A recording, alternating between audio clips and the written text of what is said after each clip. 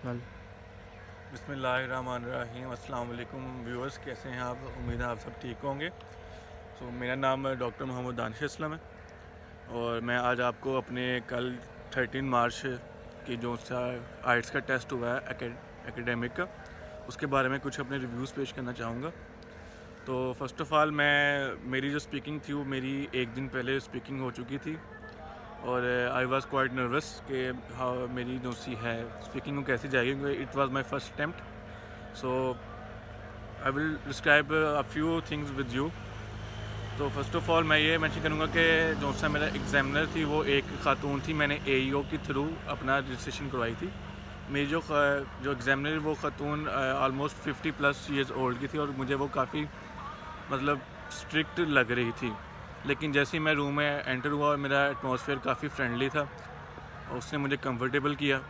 और उसके बाद जैसे मेरी स्पीकिंग का सेशन स्टार्ट हुआ तो उसने जो एग्ज़ामिनर था उसने मुझसे काफ़ी अनरिलेटेड क्वेश्चंस पूछे। मतलब कि वैसे तो जनरल ये होता है ना कि अगर आप पार्ट 1 क्वेश्चन है फिर पार्ट 2 क्वेश्चन है, ये तीनों एक साथ रिलेट करते होते हैं। लेकिन जो सा पार्ट 1 के अंदर उसने मुझसे क्वेश्चन ये किया था, फ़र्स्ट ऑफ़ ऑल मेरा इंट्रोडक्शन हुआ था। इंट्रोडक्शन के बाद उन्होंने मुझसे सवाल किया मैथमेटिक्स के बारे में कि आप मैथमेटिक्स पसंद करते हैं और कभी आपने अपनी स्कूल लाइफ में मैथमेटिक्स को इस्तेमाल किया है। पहला क्वेश्चन ये था। फिर सेकंड क्वेश्चन उसने मुझसे ये पूछा कि जो आपने अगर मैथमेटिक्स पढ़ा है तो आपका टीचर कैसा था और वो कैसा इन्वायरमेंट प्रोड्यूस करता था, ये सवाल किया।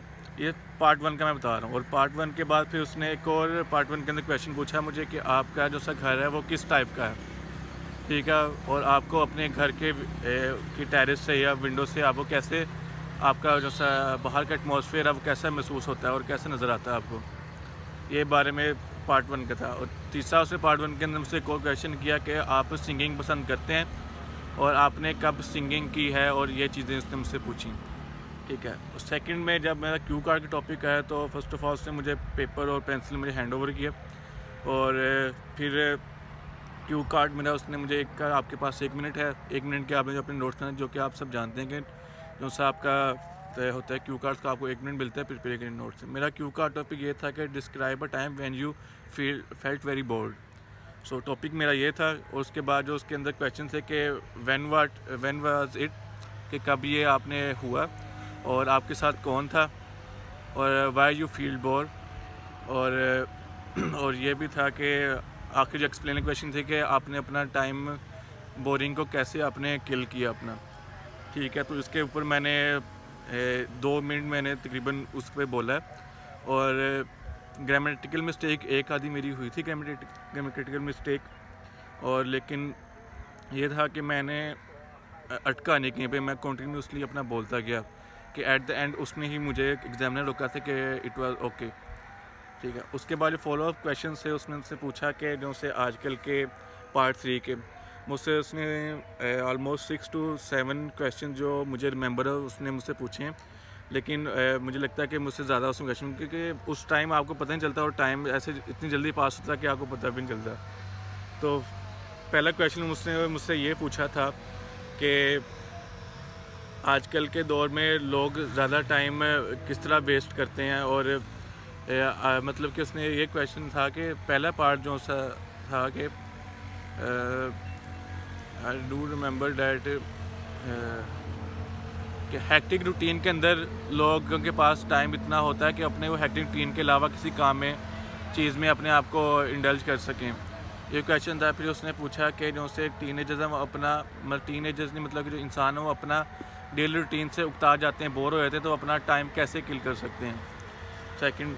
फिर इसके बाद में उसने मुझसे इससे पूछा कि वाई का क्वेश्चन आया। फिर नेक्स्ट उसने पूछा कि जो से जो डेली रूटीन में मतलब कि आम लोग होते हैं वो अपना टाइम कैसे मैनेज करते हैं। तो मैंने उसमें कुछ डिटेल में उसको 1 या 4-5 जुमलों के अंदर उसको मैंने जवाब दिया।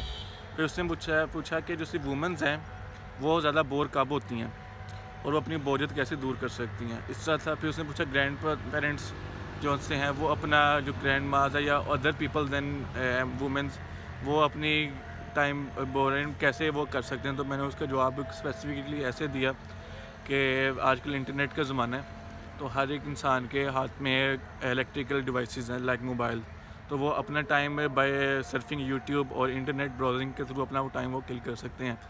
तो इसका कुछ मेरा टेस्ट आया था और it was quite easy, but I was a bit nervous क्योंकि it was my first attempt. So but I think it was good attempt because I was didn't stop at any time.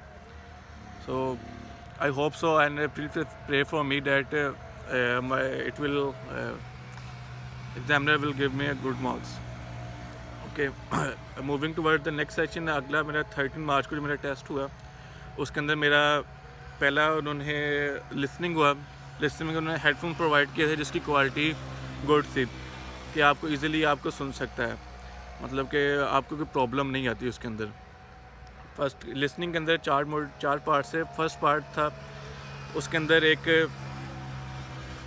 Fill the blanks थी, मतलब कि 1 word वाली fill the blanks थी और 7 वो question थे।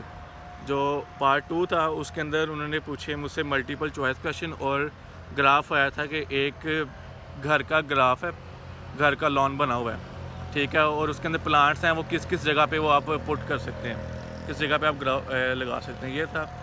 और उसके बाद थर्ड पार्ट है वो आप जैसे जानते हैं कि एक दो पर्सनस के दरमियान कन्वर्सेशन है और वो अपने टॉपिक के बारे में रिलेटेड कर रहे हैं कि उसके अंदर आपको क्या फ़ायदा हुआ, इसलिए इस तरह के वो 6 क्वेश्चन थे। तो जो पार्ट 4 था उसके अंदर सिंपल 1 वर्ड का क्वेश्चन आया था। 1 वर्ड मतलब वो मुझे लगता है कि जो पार्ट 2 था ग्राफ वाला वो मुझे थोड़ा मुश्किल लगा था और जो मल्टीपल चॉइस क्वेश्चन वो मुश्किल लगे थे, लेकिन पार्ट 4 था वो इजी था, उसमें मुझे काफ़ी आसानी पैदा हो गई थी और वो ज़्यादा मुश्किल नहीं था। 1 वर्ड था, अगर 2 से 3 वर्ड होते फिर शायद आपको मुश्किल होते। अच्छा, उसके बाद हमारा आया था रीडिंग सेशन। रीडिंग सेशन के अंदर 3 पार्ट से फर्स्ट पार्ट जो सा था वो बहुत क्वाइट ईजी था, वो मैंने अपना टाइम मैनेज करके उसको मैंने कर लिया।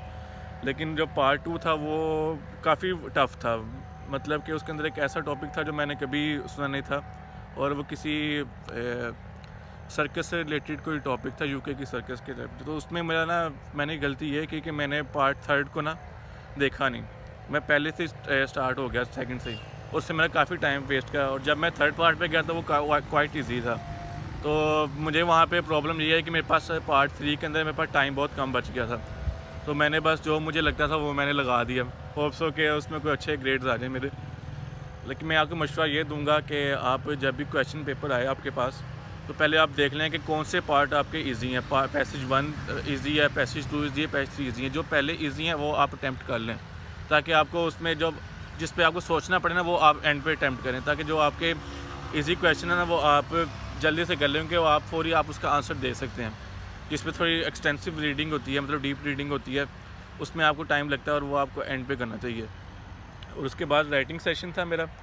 राइटिंग सेशन के ऊपर मुझसे 2 पार्ट जो से आपको पता है कि क्वेश्चंस होते हैं। फर्स्ट क्वेश्चन जो मेरा आया था वो लाइन ग्राफ था मतलब कि एक स्टेटमेंट ये थी कि यूके के अंदर 1990 से लेकर 2006 तक इतने एनर्जी प्रोड्यूस्ड हुए हैं इन चीज़ों से, मतलब फ्यूल से, गैस फ्यूल से, नेचुरल गैस से, ऐसी चीज़ें थी। और वो था कि इससे उनका कंपैरिजन था, ठीक है।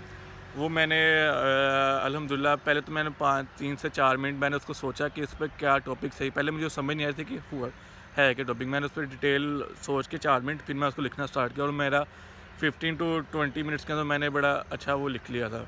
जो सेकंड पार्ट था जिसके अंदर आपको 250 वर्ड्स के ऊपर लिखना पड़ता है, वो ये था टॉपिक के आपने ना उसके ऊपर अपनी डिस्कशन करनी है 2 पॉइंट्स के ऊपर और अपना ओपिनियन देनी है।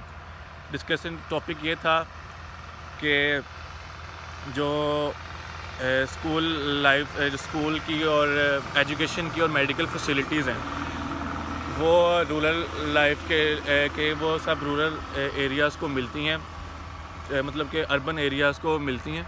तो क्या आप कुछ उसमें 2 ग्रुप्स के ओपिनियन दी गई थी कि एक ग्रुप ये कहता है कि जो से स्टाफ है, मेडिकल स्टाफ है या एजुकेशनल स्टाफ है, वो अपना जो सा अपनी एकेडमिक का या जो सा अपना सेशन है उसके अंदर 2 से 3 साल अपने रूरल लाइफ को देने चाहिए।